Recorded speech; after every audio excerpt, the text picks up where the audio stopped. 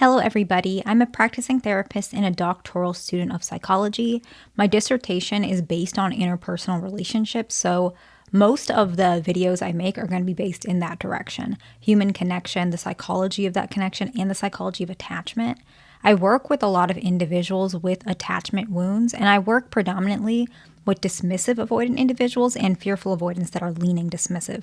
I do work with individuals, couples, and sometimes families, and one thing I feel like is a very important topic is how to bond with an avoidant individual during conflict. Now, actually, a lot of these techniques can help all attachment styles, but the reason why I wanted to emphasize a little bit on how to bond with an avoidant specifically, and this will work for both fearful and dismissive, is because these individuals are a little bit, they pull away from conflict avoidant actually, conflict adverse, and they prefer to have any sort of relationships, all types of interpersonal relationships, with as few conflict as they can probably have while still functioning. However, there's plenty of research and just in general that conflicts can provide a good representation of how the couple actually functions subconsciously outside of the conflict. So, for example,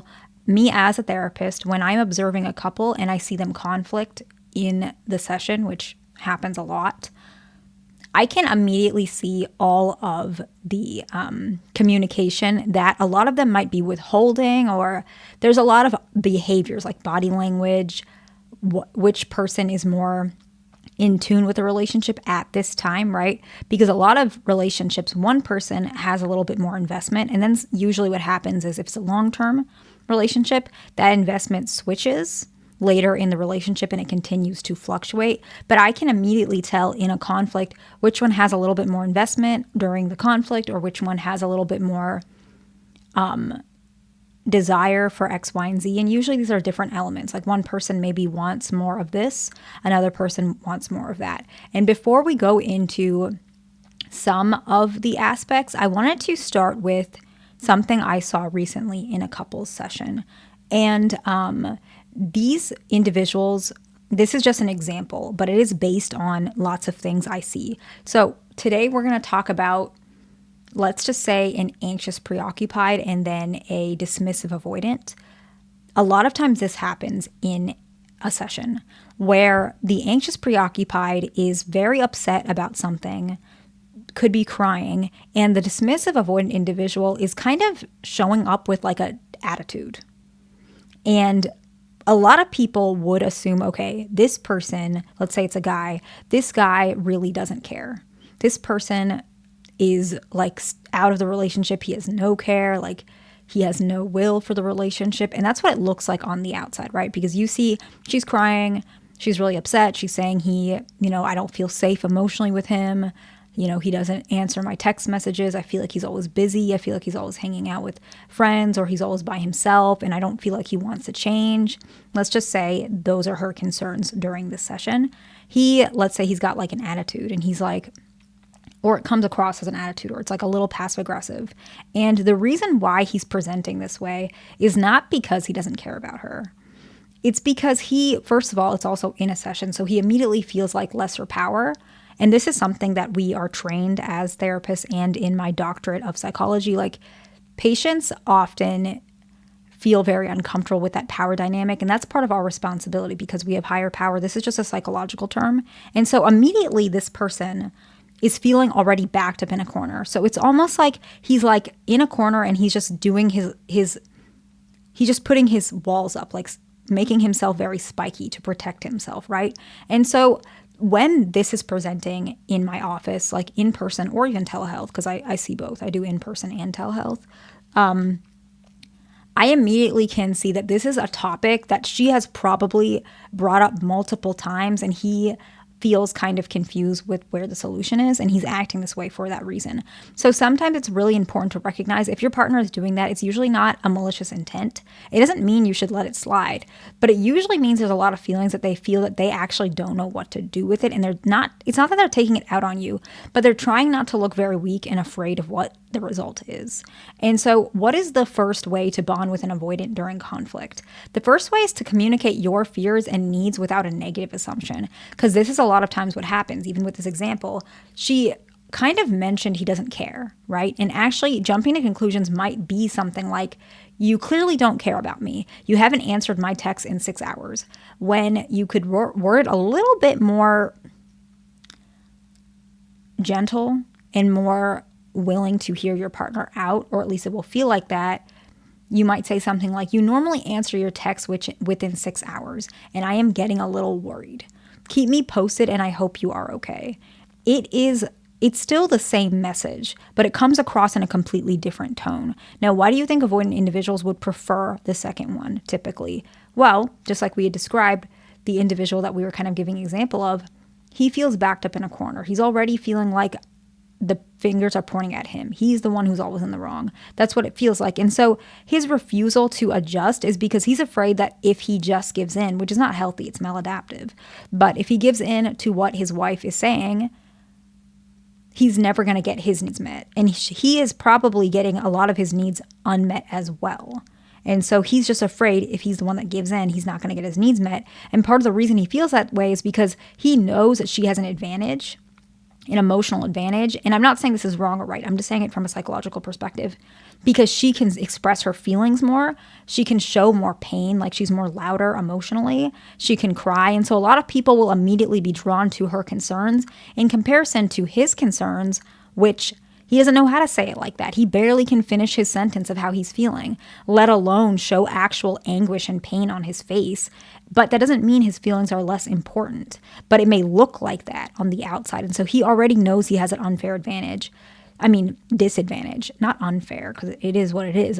He already knows he has a disadvantage. And so he's already prepared for that. It's not a good way of thinking, but that's why it's very important to communicate fears and needs without a negative assumption, because all avoidants, whether it's subconscious or conscious, feel they have an emotional disadvantage from other individuals, especially anxious preoccupied. Now, it's a good thing for anxious preoccupied in the sense you guys can help your partner learn how to express in a more emotional way, but it comes with learning to understand that just two people are different. So while you're expressing your emotions, you are modeling those types of behaviors. So it's a good thing.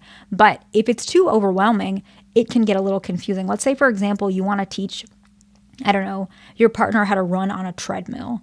You're not going to start and say, hey, run like as far as you can and let's just see how far you go. You can do that as a baseline, but you're not going to do that every day. Maybe it's more easier to start with walking. Let's say they barely even walk around their neighborhood. Let's say they're typically not very active. You want to build it up so that they can actually build the skills, endurance, stamina to actually get to where you are. Emotions are very similar, so it's just really important to realize people just have different perspectives. Avoidant individuals are very good at managing their emotions during stress. They're very good at compartmentalizing, and that's something anxious individuals are just not good at.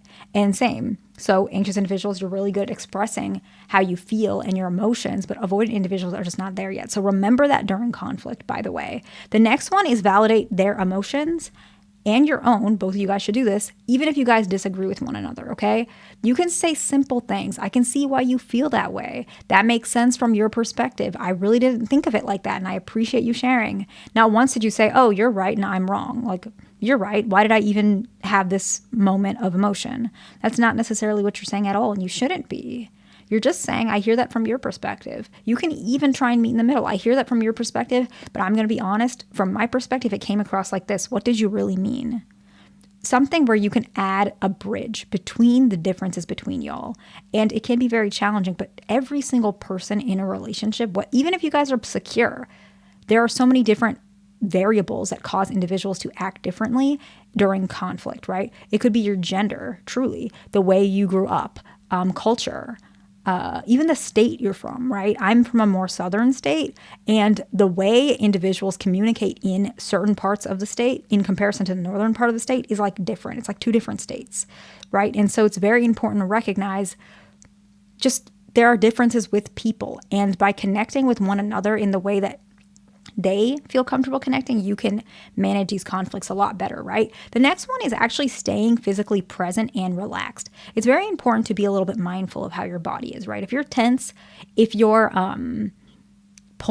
turning away, I see that a lot in session. Oh my gosh, like crossing your arms and turning away. I don't think y'all mean it like that, but it's a lot better if you allow yourself to still relax. Even put your hand on your partner. It will immediately calm yourself down. You have to remember you guys are on the same side, right? It's very important. Even just like, it doesn't have to be invasive physical touching, but just a hand on the knee. Just allow to keep an emotional bridge, okay? That's really important. The next one is understanding each other's perspectives. Recognize that both partners probably have some valid points, both you guys, and differing opinions. It's very important to recognize that arguments actually typically stem from personal experiences and perceptions rather than complete and absolute truths. And so that means that there are lots of variables in these arguments, right? It's not black and white. Both people have some merit on their own perspective. And if you want a successful relationship, these are the skills that you need to have it. Otherwise, someone's going to feel neglected in the relationship for a long time, and it may actually end. And you don't want that, right? And so it's very important. One thing that I will mention, it's the next point, but I really want to emphasize this one. I guess I'll call it like a team mindset or like a we mindset. It's very important to remember that you guys are on the same side. You're on the same team. Avoidant individuals can be very, very triggered during arguments, which may escalate tension. It's very important to not mimic that emotion. They're already feeling shut down. Allow yourself to be calm as well. But if you're an avoidant individual, it's also really important to remain as present as possible, but communicate. Communicate if you're feeling the flooding of emotions. I see a lot of times where patients, when they're fighting or having conflict in session, I can immediately see where the avoidant individual is checking out and they're trying to communicate. They may say something like, "Oh, I have a headache." And they're trying to say, "This is a lot for me," but they're not saying it. It's almost like they don't recognize that what they're saying is ever going to be heard. And that's actually how it feels, right? So they're just saying it just to get a little bit of the tension off their mind, just so that they get it off their chest. But it is important to recognize if you actually say, "I have a headache," or "This is a lot for me. Can we stop this? Like, I don't mind discussing it for 5 more minutes, but after that, I don't think I can handle it anymore." Saying it like that, if you're an avoidant individual, really will help your partner to gain perspective. Now, a lot of avoidant individuals do not like saying that because they're afraid their partner's going to yell at them, get mad at them, or say no. If that happens, at least you spoke up for yourself, and that you can allow yourself to recognize, okay, is my boundary continuously being crossed? Or is it something I need to bring up when my partner is calmer, that this is something that's very serious to me? So if you're the anxious individual or the partner of the avoidant, please just remember, team mindset is very important. Your partner is not your enemy. They are your partner. They are the person that cares about this relationship as much as you do in their own way, but everyone has their own version of it. But you both care about, nobody in the world cares about your relationship more than the two people in it, right? I'm serious. Speaking as a therapist, I do care about making people as happy as possible. But at the end of the day, I see so many of you. I don't have time to care as much as I could, right? The only people that really care is you guys. So it's really important. No matter how much information you have to do the work. So remember, team mindset, very important. Okay. Apologize when necessary is the next one. And it's very important to recognize that apologies can really diffuse tension. It can allow your partner to feel like, this is a person that I love. This is a person that hears me. This is not my enemy. This person apologizes for hurting me. Even if you realize that you upset your partner, even if you didn't mean to, apologize sincerely. By the way, I kind of noticed when I said that, I'm sure you felt some type of way. I didn't mean it like that. I really didn't, but I think it probably hurt your feelings. I could just tell by your face, and I'm sorry it came across that way. I just want to let you know, I would never mean it probably the way you think it is. I was just saying it. I was just saying my perspective. Whatever it is, but apologizing shows your partner that you're present, you're hearing them, and you care, right? And it's really important, okay? The next one is expressing your feelings, I would say compassionately. Remember that being direct is important, but that doesn't mean be mean, right? Direct compassion while expressing how certain things affect you. I think I would also say avoid beating around the bush, as this can be kind of perceived manipulative by avoidance. And even if you're not, and let's say they accuse you of being manipulative, reassure them, I'm not being manipulative, it's just hard for me to get my words across.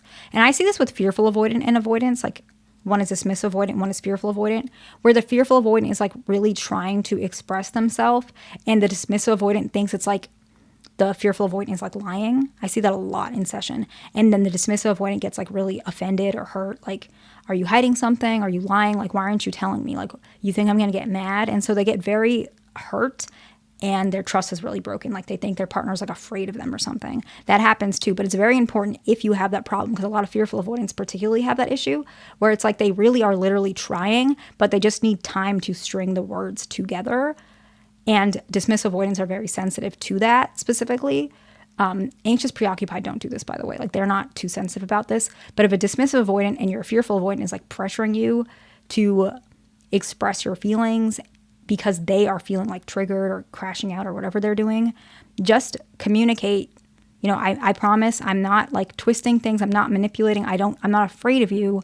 I need to express what I'm saying. So you're going to have to just hear me out. It might be long-winded, but I need to say what I need to say. A lot of fearful avoidants need that. Dismissive avoidants sometimes need that too, but I notice it's more common with a female dismissive avoidant.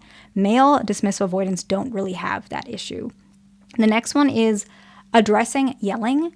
If your partner is yelling, it's vital. It's vital to communicate that this is something you do not accept. That doesn't mean that immediately you break up. That's not what I'm saying, but it's very important to mention, I hear what you're saying, and you know what? I'm part of the reason this escalated too, but I really think that we should make an agreement that we don't yell and we be careful how we talk, because I don't think this is going to help. When you yell, I feel uncomfortable. I want to yell, and I don't think this conversation, I don't know if it's going to be productive. How can we make this environment calmer so we can continue this discussion? Saying something like that can be very, very helpful, and it allows you and your partner to understand that no matter who you are, anxious, fearful, every attachment style I've seen yell.